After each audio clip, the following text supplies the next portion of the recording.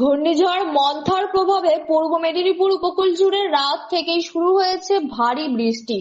তীব্র হাওয়ার দাপটে বিপর্যস্ত জনজীবন। দীঘা, তাজপুর, মন্দারমণি সহ একাধিক উপকূল এলাকায় সকাল থেকে দফায় দফায় চলছে বৃষ্টি। ঘন মেঘে ঢেকেছে আকাশ, সমুদ্রের ঢেউ ক্রমশ উত্তাল হয়ে উঠছে। দীঘা উপকূলের বিভিন্ন নিচু এলাকায় জল জমে গিয়েছে। প্রশাসনের তরফে জারি করা হয়েছে সতর্কতা। গতকাল বিকেলে তমলুক শহরে কালী পুজোর লাইটের গেট হাওয়ার ঝাপটায় ভেঙে পড়ে। তারপর থেকেই জেলায় সতর্কতা জারি করা হয়। আজ সকাল থেকেই চলছে মাইকিং। সমুদ্রে নামায় কড়া নিষেধাজ্ঞা। দড়ি বেঁধে এবং ব্যারিকেড দিয়ে ঘিরে দেওয়া হয়েছে সমুদ্র সৈকতের বিভিন্ন ঘাট।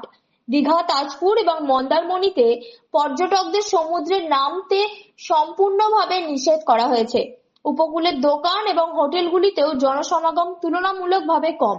ইতিমধ্যেই নিচু এলাকা এবং মাছ ধরার ঘাটে জল জমে পড়েছে, ফলে প্রশাসন এবং বিপর্যয় মোকাবিলা বাহিনী সতর্ক অবস্থায়। আবহাওয়া দপ্তর জানিয়েছে, আগামী কয়েক ঘন্টা ভারী থেকে অতি ভারী বৃষ্টিপাত অব্যাহত থাকতে পারে। উপকূল এলাকা জুড়ে এখন একটি বার্তা: ঘরে থাকুন, নিরাপদে থাকুন। আমার নাম রতন দাস। এখন সমুদ্রের অবস্থা কেমন, কি চলছে? সমুদ্র প্রচুর খারাপ আছে। ঘূর্ণিঝড় ওয়াজ দীঘার মধ্যে চান্স আছে, কিন্তু দীঘায় হতে পারে, কোন জায়গায় হতে পারে কিন্তু বলা যাবে না। উপদিকে হাওয়া দাওয়া আছে, সমুদ্র ঢেউগুলো মাঝখানে পড়ছে, হাওয়াতে খুলে গেছে, মোটামুটি জল খুলে গেছে। কোনো টুরিস্টকে নামতে দিচ্ছি না। টুরিস্ট মধ্যে আমাদের নজর দিচ্ছি, মাইক করছি, হুইসেল মারছি, আমাদের সব কিছু রাখা হয়েছে, যন্ত্রগুলো রাখা হয়েছে। বৃষ্টি কি হচ্ছে?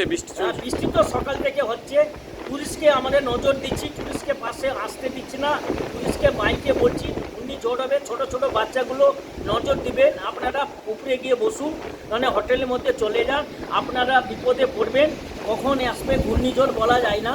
আমরা টুরিস্ট বন্ডে নজর দিচ্ছি, অথবা লুলিয়ার টিম দেওয়া আছে। নিউ দীঘা থেকে একদম সিও ঘাট, মন্দারমণি ঘাট আমাদের লুলিয়ার টিম দেওয়া আছে।